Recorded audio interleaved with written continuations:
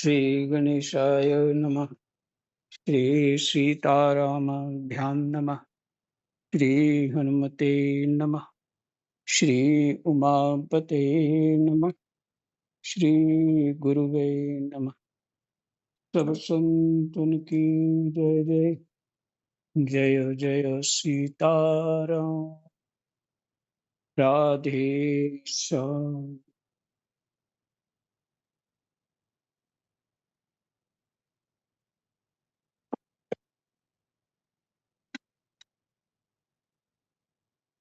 अभी नौ नौ स्कंद का 9वां अध्याय विश्राम हो गया और आज 10वां अध्याय है, जहाँ 9वें स्कंद में भगवान की लीलाओं का वर्णन होगा।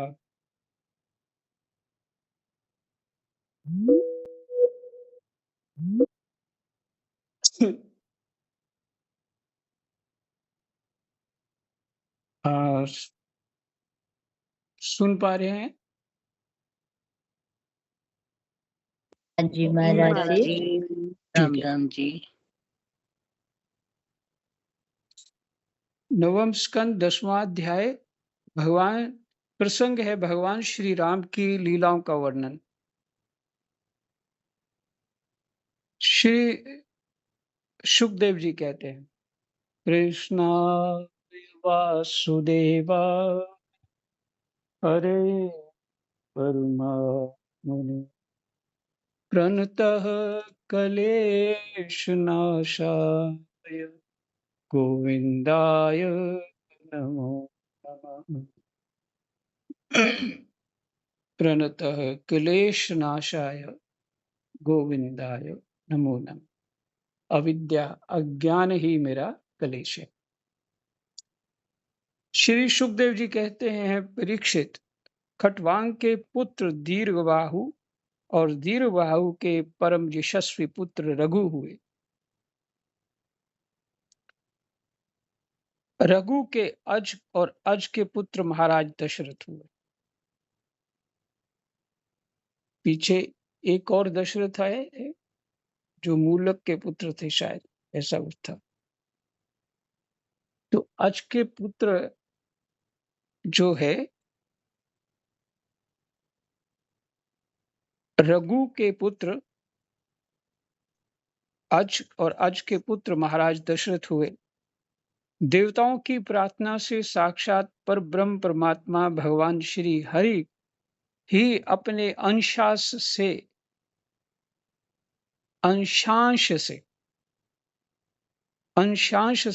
4 रूप धारण करके राजा दशरथ के पुत्र हुए।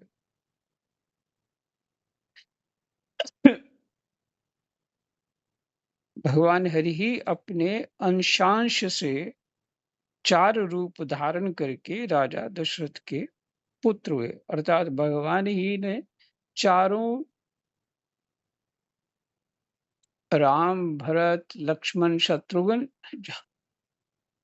ये जो स्वरूप हैं पर भगवान के, ये भगवान ने 4 रूपों में अपने को विभक्त किया। परीक्षित, सीतापति भगवान श्री राम का चरित्र तो तत्वदर्शी ऋषियों ने बहुत कुछ वर्णन किया है और तुमने अनेक बार उसे सुना भी है। भगवान श्री राम ने अपने पिता राजा दशरथ के सत्य की रक्षा के लिए राजपाट छोड़ दिया और वे वन वन में फिरते रहे।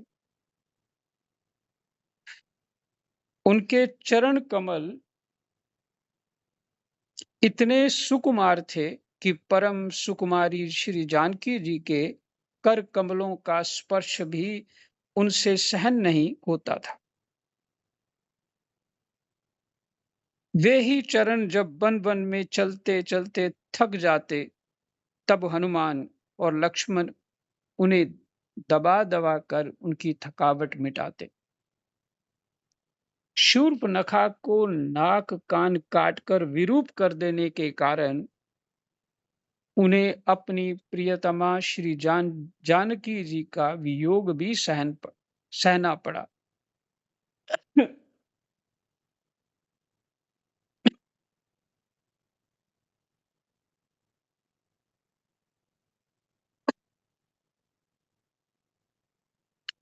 इस वियोग के कारण क्रोधवश उनकी भौहें तन गईं,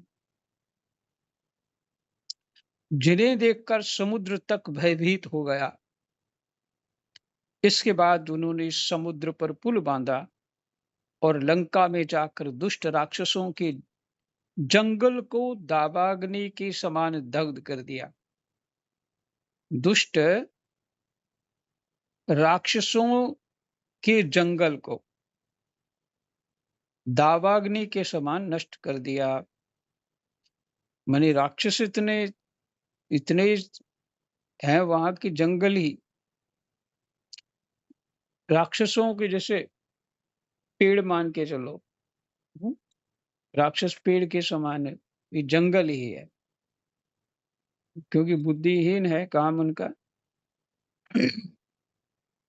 जंगल को दावाग्नि के समान दग्ध कर दिया। वे कौशल नरेश हमारी रक्षा करें। ऐसे भगवान जो हैं, सुखदेव जी कहते हैं, वे हमारी रक्षा करें। अच्छा, भगवान सुखदेव को कौन सी रक्षा चाहिए? वो तत्व स्वरूप होके बैठे हुए हैं, पहले से ही आत्म स्वरूप होके बैठे हुए हैं, उनको कौन सी रक्षा चाहिए? बस जिस स्वरूप में है उसमें कोई विघ्न ना पड़े, कोई माया जो प्रबल है परमात्मा की, वो विघ्न ना कोई डाल दे, कुछ और ना कोई नया सुंदर कांड हो जाए। तो भगवान ही रक्षा करते हैं। ब्रह्मा भी इस बात से डरते हैं। ये आप देखिएगा आगे जाके, सभी देवता इस बात से डरते हैं। शंकर जी की इच्छा हुई कि मैंने आपकी माया देखनी, सुना आपका वो क्या मोहिनी रूप बहुत सुंदर था, मैं दर्शन करना चाहता हूँ। ठीक है, भगवान हंस दिए और पता भी नहीं चला, वो सामने कोई ऐसे वन है बहुत सुंदर है, उसमें वो मोहिनी जो है वो खेल रही है।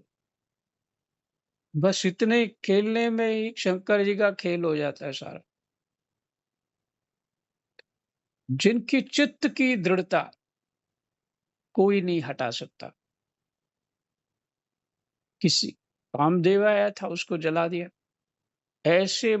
ऐसे भगवान जो है, दोनों तरफ से लीला हो रही है। भगवान शंकर बताना चाहते हैं कि यदि कोई इतना भी ऊंचा हो जाए तो भी माया उसको, वो हमारी जो माया है, इस जो इधर आश्रम में सेवा करने आती है, उसका नाम भी माया है। वो इधर से निकली अभी, तो हंसते हुए निकली अभी कि तो माया जो एक बंगाली शब्द बोल रहा हूँ, झमेला। माया जो झमेला खड़ा कर देगी, चाहे कितना भी कोई स्थिति में, क्योंकि वो भगवान की माया है। माया शक्ति, मम माया दुरत्या है, मम माया दुरत्या, कोई पार नहीं पा सकता। वो कितनी है, कैसे है, महापुरुषों से ये सुनते आ रहे हैं कि भगवान भी नहीं जानते। तो कहते हैं ये तो फिर भगवान से बढ़कर हो गई माया। तो कहते नहीं, भगवान की माया है, इसलिए ये भगवान की महिमा है। तो ये भगवान की महिमा।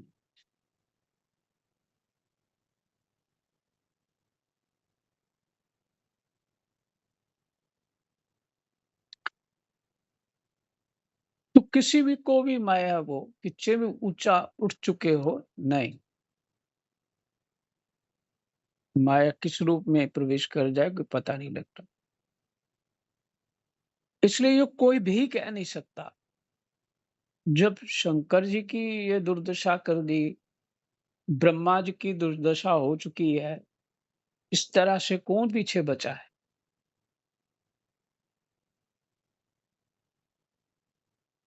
कई अवतार हैं, नारद इत्यादि की भी स्थिति बिगड़ चुकी है, बड़े-बड़े ऋषियों की स्थिति खराब हुई है। हर स में इतना ही नहीं, दैविक स्थिति खराब है जो तत्वदर्शी हैं। जो तत्वदर्शी हैं, वो जैसे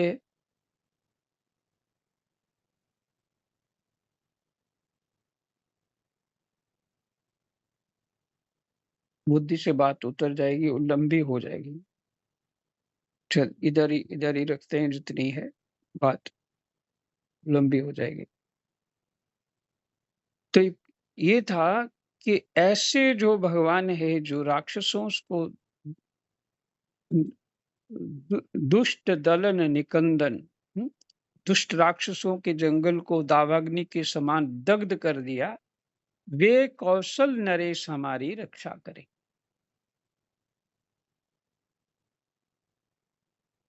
भजन बचाने का है जो मैं 2-3 दिन से बोल रहा हूँ, भजन बचाने के लिए ये सब खुद भी सावधान रहना और भजन बचाने के लिए भगवान से प्रार्थना स्तुति करते रहना चाहिए।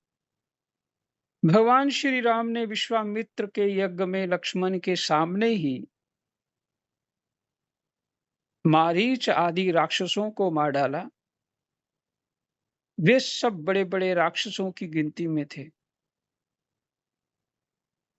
परीक्षित, जनकपुर में सीता जी का स्वयंवर हो रहा था। संसार के चुने हुए वीरों की सभा में भगवान शंकर का वह भयंकर धनुष रखा हुआ था।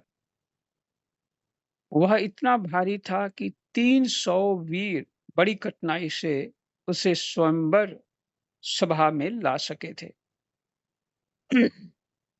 भगवान श्री राम ने उस धनुष को बात की बात में उठाकर उस पर डोरी चढ़ा दी, खींचकर बीचों बीच से उसके 2 टुकड़े कर दिए। ठीक वैसे ही जैसे हाथी का बच्चा खेलते खेलते ईख तोड़ डाले।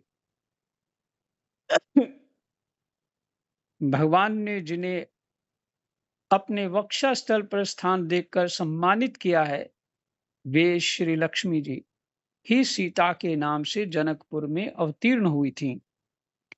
वे गुणशील अवस्था, शरीर के गठन और सौंदर्य में सर्वथा भगवान श्री राम के अनुरूप थीं।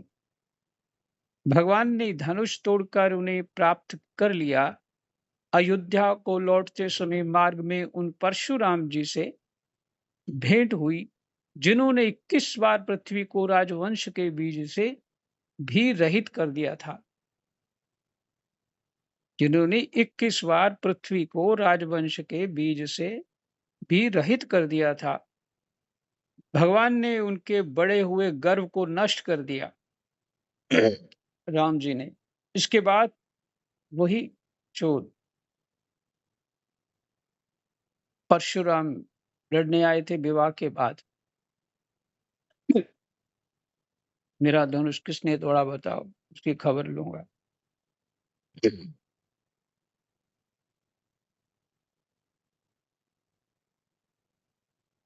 इसके बाद पिता के वचन को सत्य करने के लिए उन्होंने वनवास स्वीकार किया।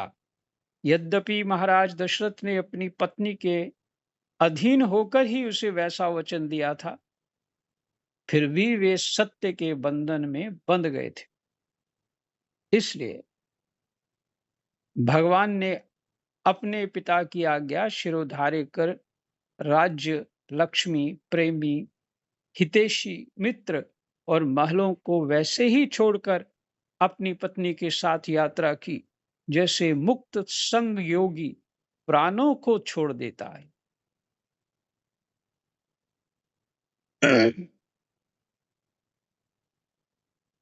अब ये विचार कितना गहरा है। जैसे मुक्त संग योगी, जो योगी होता है मुक्त संग होता है, माने उसका संग किसी के साथ भी नहीं होता। उसका संग मात्र परमात्मा के साथ होता है, अपने साध्य के साथ होता है। तो यहाँ ये शब्द क्यों है? इसलिए है कि भगवान जो हैं, सबसे स्नेह करते हैं। शब्द जो आए हैं ना, पिता की आज्ञा शिरोधार्य कर राज्य, ये भी छोड़ना कठिन है। लक्ष्मी भी छोड़ना कठिन है। देखिए, गरीब आदमी विचार करेगा छोड़ दिया तो फिर क्या हो गया? लेकिन है नहीं, इसलिए जिसके पास होता है ना, वो तो 10-20 लाख रुपया छोड़ने में भी उसके प्राण निकलने लग जाते। राज्य, लक्ष्मी, प्रेमी, अपने जो जिनसे प्रेम संबंध है, हितैषी, जो हमारे हित के लिए लगे रहते हैं, मित्र और महलों को वैसे ही छोड़कर अपनी पत्नी के साथ यात्रा की। और अयोध्या का वैभव जो महलों का था, वो इंद्र के पास नहीं था, ऐसा वर्णन है। यात्रा की किस तरह से मुक्त संग योगी प्राणों को छोड़ देता है। उसको प्राण छोड़ने में कोई कठिनाई नहीं होती जैसे। और नहीं तो ये सब प्राण जब छोड़ता है जीव, तो ये सब बुद्धि में रहते, ये संग सब रहता है, तो क्या होता है, बहुत कठिनाई होती है प्राण छोड़ने में, इसलिए पीड़ा होती है। और उसकी सुध बुध खो जाती है, उसकी दुर्दशा हो जाती है। इसलिए शरीर छोड़ने से पहले परमात्मा से में इतना चित्त होना चाहिए कि अपने प्राण निकलने का कोई आभास ही ना हो। ये घर मेरा है, बच्चे मेरे हैं, फलाना मेरा है, ढमकाना मेरा है, ये कुछ भी नहीं। पहले ही मुक्त हो जाना चाहिए। राम की अवस्था तो कोई ज्यादा नहीं थी उस समय, एक युवा स्थिति थी।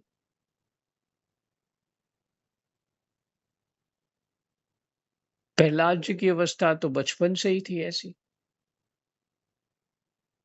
कोई राज्य वाज्य को कोई लोभ नहीं था।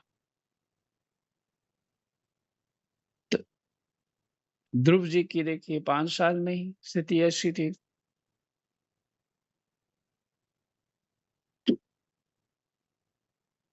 खैर वो जन्म जन्मांतर के साधक हैं,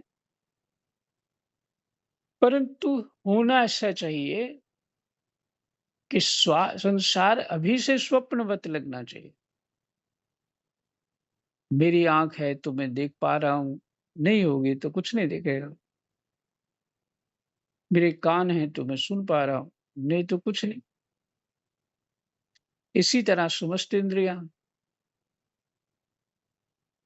इंद्रियों से देख सुन पा रहा हूं तो इंद्रियां नहीं है तो कुछ नहीं है, जगत है ही नहीं। और तत्व दृष्टि से भी है ही नहीं है, केवल जीव का एक भ्रम मात्र प्रपंच है, कुछ नहीं है। ये ऐसे दृष्टि से देखना पड़ेगा जहां पे ब्रह्म में भी कहा है जगत को, और कुछ भी नहीं है ये भी कहा है जगत को। तो ये कौन सा चिंतन है कि दोनों बात एक साथ घट जाए? कैसा चिंतन होगा? ये स्वतः ही विचार करना चाहिए।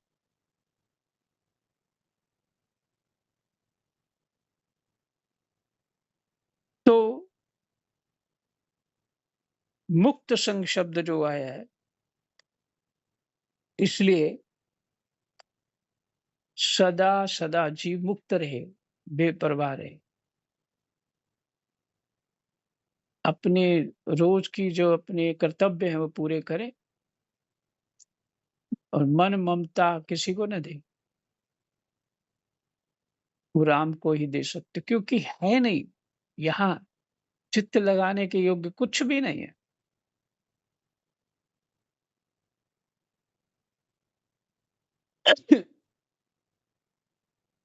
विचार करना पड़ेगा, तभी ऐसी स्थिति आ पाएगी। वन में पहुंचकर भगवान ने राक्षस राज रावण की बहन शूर्पणखा को विरूप कर दिया, क्योंकि उसकी बुद्धि बहुत ही कलुषित काम वासना के कारण अशुद्ध थी। अच्छा, एक विचार है यहाँ पे, जब है ही कुछ नहीं तो बहुतों का विचार होता है, फिर कुछ करने की क्या आवश्यकता है। मस्ती में जीवन जीने जी लो। अरे जैसे आपने बोला मस्ती में जी लो, अपनी इच्छा से जी लो, तो इच्छा ही तो फिर वो दृढ़ हो जाएगी ना, तुम्हारी मस्ती दृढ़ हो जाएगी और वही दिखाएगी ये सत्य है, असत्य को ही सत्य दिखाएगी। इसलिए जो शास्त्र कर्तव्य बुद्धि कहता है, कर्तव्य बुद्धि करके शास्त्र के अनुसार जीवन जब होगा, तब ये संसार असत्य दिखेगा और मन से जैसा है वैसे कर लो तो ये सत्य हो जाएगा और दृढ़ हो जाएगा। इस बात को थोड़ा समझेंगे, विचार करेंगे, थोड़ा चिंतन करेंगे, तभी मन के अनुसार जो कल्पना बड़े होने की हम करते हैं, ऊंचा उठने की करते हैं, ये सब में संसार दृढ़ करता है। शास्त्र अनुसार, शास्त्र कह रहे सब कुछ मैं देता हूं, तो धर्म अर्थ काम मोक्ष देता हूं, उसके अनुसार चलोगे तो मोक्ष तभी होगा ना, जब वो असत समझेगा।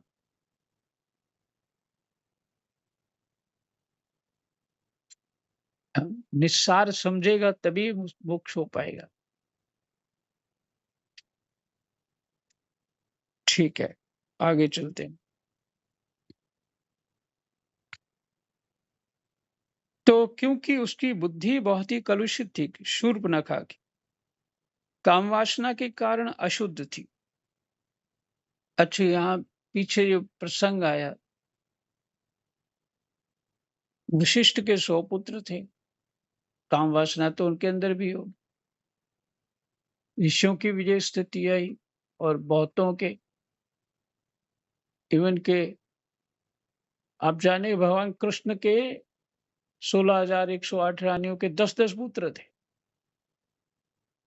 काम वासना होगी तभी ना। तो यहाँ काम वासना कलुषित शब्द जोड़ दिया, है ना, क्योंकि ये शास्त्रोक्त नहीं है। ये काम वासना शास्त्रोक्त नहीं है, ये मनमुखी है। शास्त्रोक्त यज्ञ रूप हो गई, और जो मनमुखी है वो अशुद्ध दूषित कहा गया शब्द।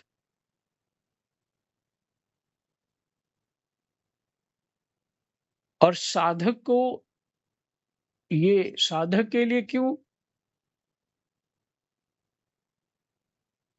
इसलिए उसको निषेध क्यों है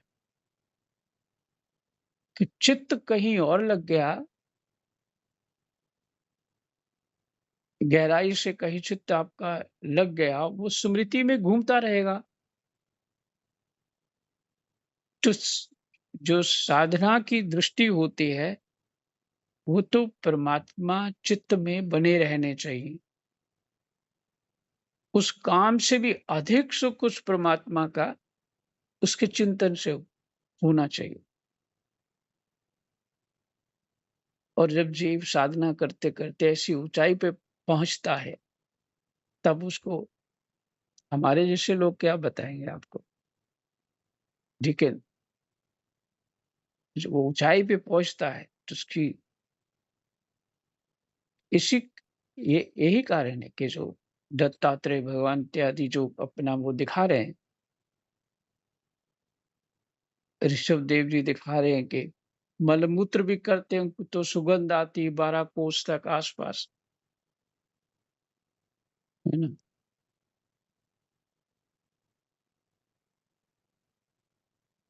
कि वो कारण क्या है? उनका चित्त इतना आनंदित है कि शरीर जो है दिव्य स्वरूप प्राप्त हो गया चुका है, दिव्य स्वरूप। और जितना इंद्रियों के सुख में घुसेंगे उतना ही शरीर से मल मूत्र में दुर्गंध आएगी। सब कुछ राम ही राम। तो इसलिए साधक का चित्त बचाने, अपना चित्त बचाने के लिए उसको ऐसा चिंतन करना चाहिए।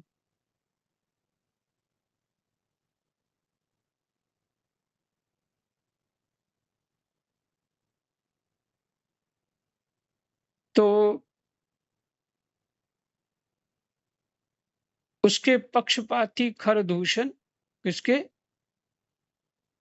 शूर्पणखा के पक्षपाती खरदूषण त्रिशिरा आदि प्रधान प्रधान भाइयों को, जो संख्या में 14,000 थे, हाथ में महान धनुष लेकर भगवान श्री राम ने नष्ट कर डाला। और अनेक प्रकार की कठिनाइयों से परिपूर्ण वन में वे इधर उधर विचरते हुए निवास करते रहे। परीक्षित, जब रावण ने सीता जी के रूप गुण सौंदर्य आदि की बात सुनी तो उसका हृदय काम वासना से आतुर हो गया।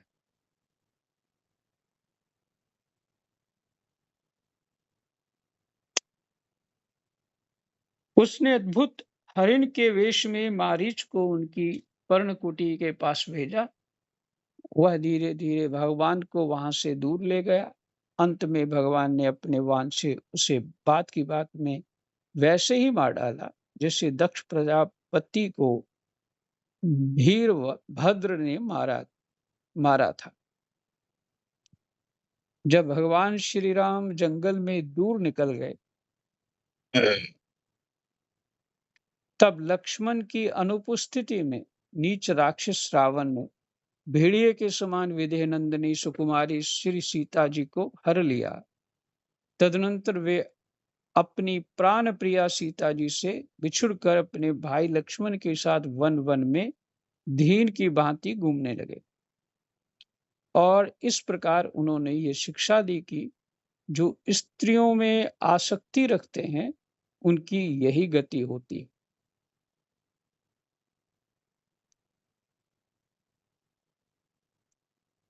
तदनंतर फिर से पढ़ता हूं, तदनंतर वे अपनी प्राण प्रिया सीता जी से बिछुड़कर अपने भाई लक्ष्मण के साथ वन वन में दीन की भांति घूमने लगे। और इस प्रकार उन्होंने यह शिक्षा दी कि जो स्त्रियों में आसक्ति रखते हैं उनकी यही गति होती है।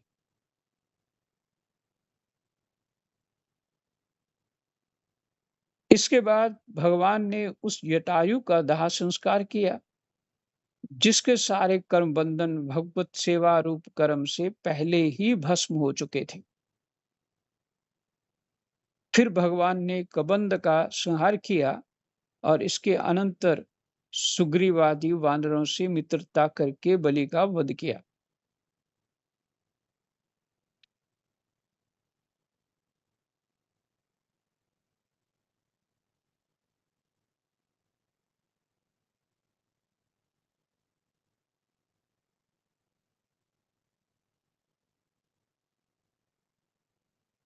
तदनंतर वानरों के द्वारा अपनी प्राण प्रिया का पता लगवाया ब्रह्मा और शंकर जिनके चरणों की वंदना करते हैं, वे भगवान श्री राम मनुष्य की सी लीला करते हुए बंदरों की सेना के साथ समुद्र तट पर पहुंचे।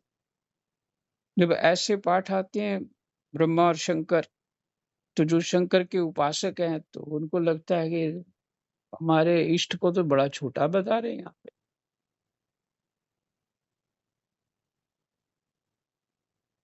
पर ऐसे नहीं, जो बात नहीं समझ पाते हैं शास्त्रों को सुने, सब समझ में आएगा।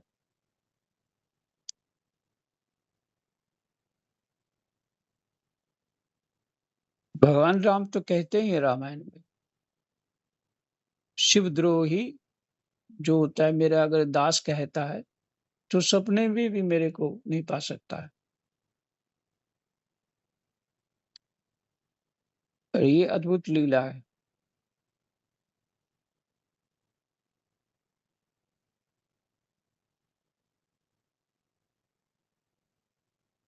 तो वहाँ उपवास और प्रार्थना से जब समुद्र पर कोई प्रभाव ना पड़ा, तब भगवान ने क्रोध की लीला करते हुए अपनी उग्र एवं टेढ़ी नजर समुद्र पर डाली। उसी समय समुद्र के बड़े-बड़े मगर और मच्छ खलबला उठे। डर जाने के कारण समुद्र की सारी गर्जना शांत हो गई। तब समुद्र शरीरधारी बनकर और अपने सिर पर बहुत सी भेंटें लेकर भगवान के चरण कमलों की शरण में आया और इस प्रकार कहने लगा। क्या कहेंगे समुद्र? शाम को पाठ करते हैं। जय जय सीताराम, राधे श्याम। कृष्णाय वासुदेवाय, हरे परमात्मने प्रणतः क्लेशनाशाय गोविंदाय नमो नमः। समुद्र भी सार रूप में यही कहेगा, कृष्णाय वासुदेवाय हरे परमात्मने प्रणतः क्लेशनाशाय गोविंदाय नमो नमः। सार रूप जो निकलेगा वो यही है, प्रभु मेरी अज्ञानता विद्या मेरा कलेश दूर करिए। जय जय श्री राम।